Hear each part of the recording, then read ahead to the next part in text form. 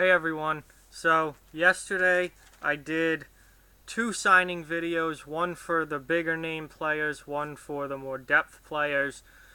But I did them in the afternoon, and obviously more signings have taken place since then. And so now I'm gonna do those, catch you up on where we're at right now as far as more signings that have taken place. Before we get into that, if you're a fan of hockey in the NHL, please hit that subscribe button if you haven't already. There are videos here for everyone. Whether you're a fan of a certain team, you can just watch videos about that team. Or if you're a fan of the NHL as a whole, like I am, then there's stuff here for you as well, obviously. So if you're not yet a subscriber to this channel and you're a fan of the NHL and hockey, please hit that subscribe button. You won't regret it. So the last two deals I did yesterday were the Scott Wilson and Nick Holden contracts, and then that was when I recorded. And anything that happened after that, I haven't done a video on yet. So since then, there have been a number of deals. Michael Hutchinson, the goaltender from Winnipeg, signed a one-year, $1.3 million deal with Florida. That's interesting because Florida already has two goaltenders. They have Roberto Luongo and James Reimer. So is something going on here? They either signed Hutchinson hoping that they can waive him and send him to the minors, and then he'll be an organizational third goaltender, because Roberto Luongo does tend to get hurt quite a bit. So maybe they just want a strong third goaltender, and Hutchinson's going to be it. But it seems like $1.3 million is an awful lot to pay for a third goaltender. So that has me wondering, is something else in the works? Is Florida working on a trade at this point? It's certainly possible, because this is a really interesting move by the Panthers. Tim Schaller signed a 2-year deal with Vancouver worth $1.9 million per year. Schaller had a really, really good year with Boston last year. I got to see it firsthand being a Bruins fan.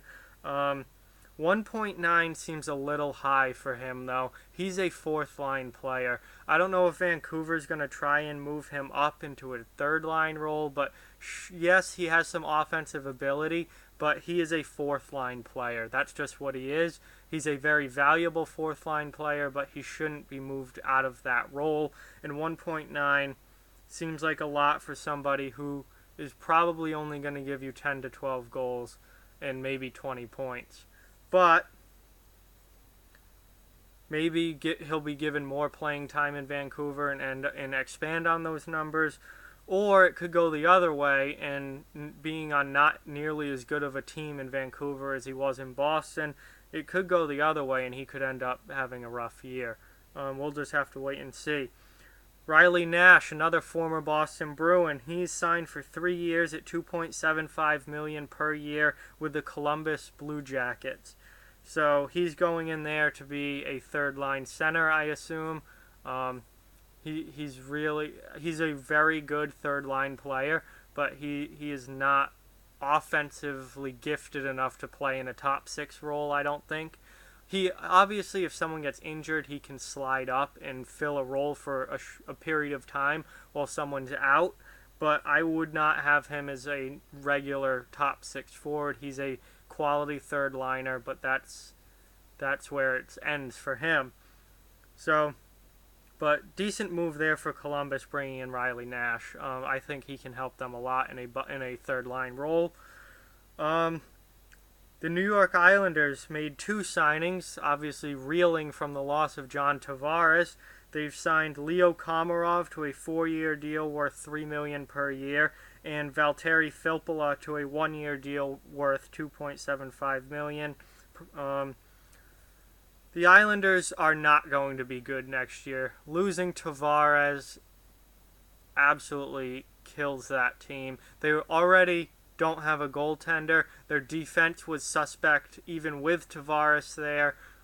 Defense and goaltending is what held them out of the playoffs last year. Now with their best player gone and their franchise player gone, I mean, Komarov and Filppula are both veteran guys, but they're at this point bottom six forwards. Filppula can be a third or fourth line center if you need him to, but that's it. And Komarov is a bottom six winger who will give you. He'll be a pest and he'll get under the opponent's skin. He'll be physical when he needs to be, but he's not a huge offensive threat at all. So the Islanders are really going to struggle next year, I think. And these signings are just filling bottom six roles. There's no replacing John Tavares, and there's really no way to replace John Tavares at all. There wasn't in this free agency.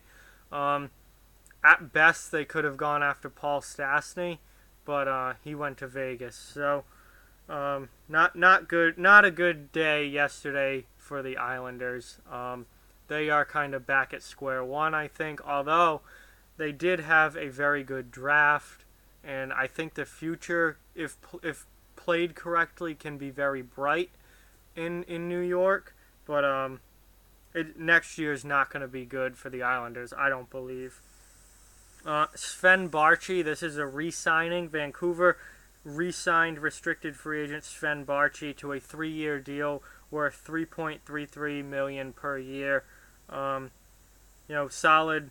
He's not a first-line player by any stretch of the imagination, but in a second or third-line role, he can give you some decent offense.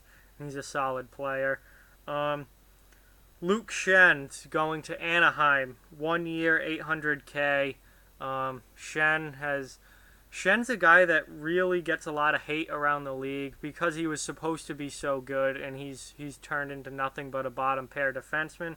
But I think he's a decent enough bottom pair defenseman, and he's going to fill the role of that Kevin Bieksa left. Bieksa, obviously a UFA, and he is not going to return to Anaheim. Schen's going to be there to fill that role, be a 6th or 7th defenseman, and I'm sure he'll play some games this year for them, but he's certainly fallen a long way in his career since he was drafted in the first round very high by the Toronto Maple Leafs. Matt Calvert, 3 years, $2.8 million per year in Colorado. That cap hit is a little high, I think, for Matt Calvert, who's somebody who he's a real good energy player, but he's not, he's not going to give you a ton of offense. He's small, but he's willing to hit. He can skate really well, kill penalties.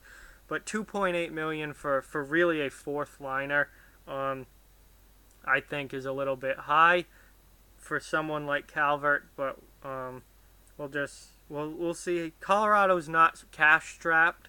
They're not right up against the cap or anything, so that shouldn't hurt them. And lastly, this morning, James Neal finally signed. It was a little surprising that he didn't sign yesterday, but James Neal signed in Calgary for 5 years at $5.75 million. With the Flames, I assume he's going there to be a second-line scoring forward. That's a boost for the Flames, definitely. I like that signing a lot. Neal is he's 30 years old, right around there. So I think this is a good deal for Calgary. And Calgary is another team, much like St. Louis, that was very disappointed with missing the playoffs last year. So they've made some changes, and they're pushing to be a playoff team this season. So as of right now, those are the deals that I know of that have happened since yesterday's videos. If anything else happens, I'll obviously be doing more videos. And there's not much left out there as far as free agents are concerned. I'd say Pat Maroon is probably the last big player who's still available, and he has offers from multiple teams. It's been a tough decision, and he's weighing his options. He's going to sign somewhere. Robin Lehner and Kerry Lettinen are still available as far as goaltenders are concerned. And on the back end, you don't have much available. Calvin DeHaan is probably the biggest name available, him and Dan Hamhuis. I'm sure that most of these players, these bigger name players that are still available, are going to sign. It's just they're waiting for the right deal to develop. So we'll have to wait and see what happens. I'm sure there's going to be more signings today, maybe some more trades today, and I'll try and stay on top of it as best I can.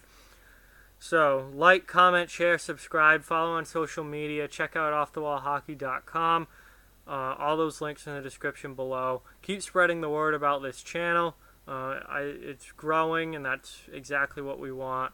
And thank you so much for watching this video. Please, talk to you guys soon.